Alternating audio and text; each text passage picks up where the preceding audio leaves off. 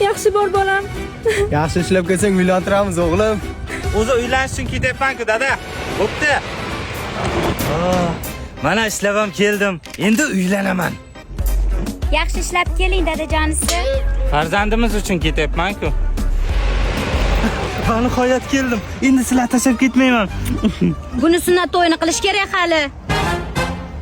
Sunnat to'y uchun ketyapman-ku.